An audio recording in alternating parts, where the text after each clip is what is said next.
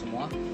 Hari ini kami akan membentangkan pengaruh tingkah laku seorang jurulatih terhadap sikap atletnya. Oke, sebagai jurulatih kita harus paham, kita mesti berkongsi sifat-sifat yang positif agar atlet-atlet kita dapat mencontohi sifat-sifat positif yang kita tunjukkan. Namun dalam kajian kami telah mendapatkan bahwa ada beberapa atlet maupun jurulatih yang kurang dari segi disiplin mereka. Permasalahan kajian kami adalah pertama, jurulatih yang memaparkan sikap yang negatif terhadap atletnya. Sebagai contoh, merokok di depan atlet, meminum arak, dan sebagainya. Oleh itu, atlet mudah terpengaruh dengan sikap jurulatihnya. Oleh itu, atlet juga senang untuk mengikuti dan tidak menghormati jurulatihnya. Masalah yang kedua adalah jurulatih memberi kata-kata yang kesat. Memberi kata-kata yang kesat dapat menimbulkan kemarahan terhadap seseorang. So, jurulatih dia melatih, tapi dalam masa yang sama dia memberi arahan dan menghina seseorang itu dengan kata-kata yang menyakitkan. Dan masalah yang ketiga adalah memberi motivasi yang tidak membina, yaitu sebagai seorang atlet kita diberi nasihat tapi kita merasa malu, dan jurulatih tersebut tidak tahu macam mana cara untuk memberi nasihat yang lebih efisien dan akan menaikkan semangat sebagai seorang atlet. Saya akan membentangkan kajian berkaitan dengan tajuk kajian kami, yaitu tingkah laku jurulatih yang dapat memberi motivasi terhadap sikap atlet. Yang pertama sekali ialah daripada Home 2002 yang menyatakan jurulatih dikenal pasti sebagai satu faktor sosial yang mempengaruhi kejayaan atlet pada tahap kompetitif dalam konteks sukan. Selain itu, Amros 2007 menyatakan bahwa cara seorang atlet menstrukturkan latihan dan situasi pertandingan, caranya membuat keputusan, kualiti dan kuantiti makhluk balas yang diberikan berdasarkan prestasi atlet, hubungan yang diwujudkan dengan atlet, dan juga gaya kepemimpinan jurulatih boleh memberikan impak terhadap tingkah laku, kognisi, dan tindak balas atlet. Home 2002 juga menyatakan bahwa jurulatih boleh mempengaruhi proses pembelajaran atlet mereka, keseronokan mereka melakukan aktiviti, percakapan, serta pembinaan motivasi. Namun demikian, Amros 2007 menyatakan bahwa tingkah laku latihan juga boleh membawa kepada akibat psikologi dan pencapaian negatif seperti prestasi lemah, tahap kebimbangan yang tinggi, keyakinan diri yang rendah, serta kelesuan terhadap atlet.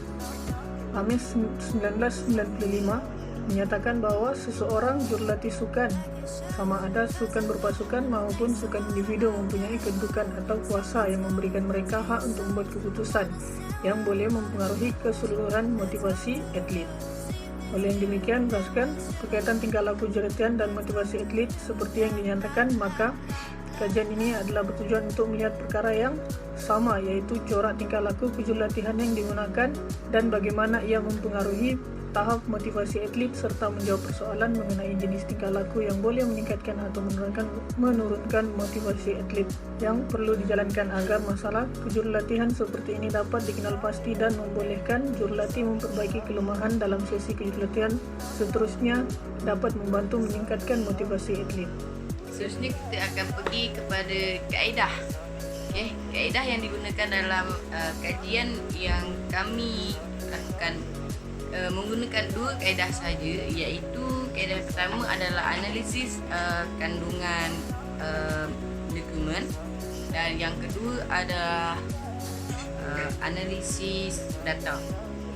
Okey, yang pertama adalah analisis kandungan dokumen. Analisis kandungan dokumen adalah metod kajian yang boleh dijalankan terus kerana skema pengkodan dan prosedur pensampaian boleh ditetapkan menggunakan kaedah ini. Oleh itu, kajian semula dan kajian lanjut boleh dilakukan dengan menggunakan kaedah ini sekiranya pengkaji tidak boleh mendapatkan maklumat yang dengan jelas. Seterusnya analisis data.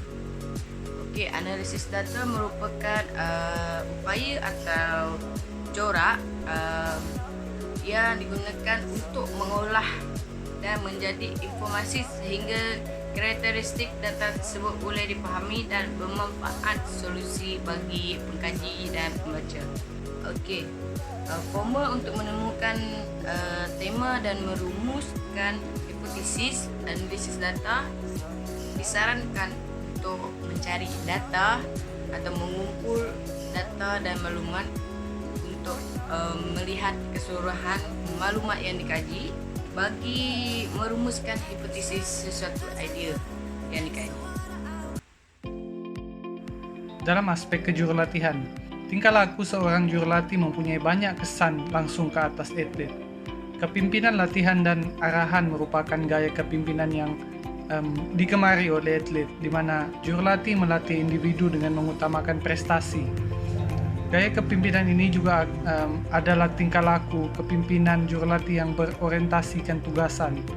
Atlet menggemari gaya kepimpinan ini karena ia adalah satu fungsi terpenting bagi seorang jurulatih untuk meningkatkan kemampuan atlet. Secara tidak langsung, atlet mendapat lebih banyak maklum balas daripada jurulatih. Oleh itu, jurulatih perlu membaiki prestasi mereka melalui komunikasi semasa latihan serta membetulkan kemahiran dan teknik secara berterusan. Selain itu, jurulatih juga perlu mewujudkan lebih banyak maklum balas semasa arahan dan latihan diberikan. Menurut Lorimer dan Jowett, jurulatih perlu peka dengan isyarat visual dan juga maklum balas, bukan lisan dalam proses latihan. Keadaan ini membolehkan jurulatih mentafsir pikiran dan perasaan atlet mereka dengan lebih berkesan. Dengan ini, tingkah laku maklum balas positif daripada jurulatih akan menjadi sesuatu keperluan yang sangat penting dalam proses latihan karena ianya dapat membantu jurulatih menyelesaikan masalah dalam kalangan atlet dengan efisien. Hal ini sedemikian karena atlet-atlet muda lebih gemar akan gaya maklum balas positif daripada jurulatih. Dengan ini, atlet-atlet dapat memberikan tumpuan semasa latihan dengan mendengar arahan jurulatih. Ini membolehkan mereka lebih terdorong dan committed semasa aktiviti latihan dijalankan. Kepuasan seseorang atlet dalam latihan ataupun kejohanan yang disertainya berpunca daripada atlet itu sendiri. Oleh yang demikian, tingkah laku jurulatih yang memberi kesan kepada pencapaian dan kepuasan atlet secara langsung ataupun tidak langsung akan meningkatkan pencapaian dan motivasi seseorang atlet. Jurulatih perlu mempunyai berbagai cara bagi meningkatkan masalah yang akan dihadapi oleh atlet, serta perlu kepakaran dalam membantu atlet mencapai kepuasan dalam kejohanan yang disertainya. Oleh itu, tingkah laku jurulatih semasa latihan dan semasa pertandingan mempunyai pengaruh yang kuat terhadap seseorang atlet. Hal ini akan memberi kesan kepada peserta ataupun atlet ataupun sesebuah pasukan dalam penyertaan sesebuah pertandingan. Terakhir adalah kesimpulan. Okey, kesimpulan untuk kajian ini adalah tingkah laku jurulatih yang dapat memberi motivasi terhadap sikap atlet. Okey, merangkumi 3 komponen utama iaitu tingkah laku semasa latihan, pertandingan dan perancangan organisasi mengikut kod pada tahun 1999. Okey, tingkah laku jurulatih juga boleh diukur melalui CBSS, iaitu merupakan latihan suai fizikal, kemahiran teknikal, persediaan mental, penetapan maklumat, strategi pertandingan, hubungan peribadi dan hubungan peribadi negatif menurut kod pada tahun 1999.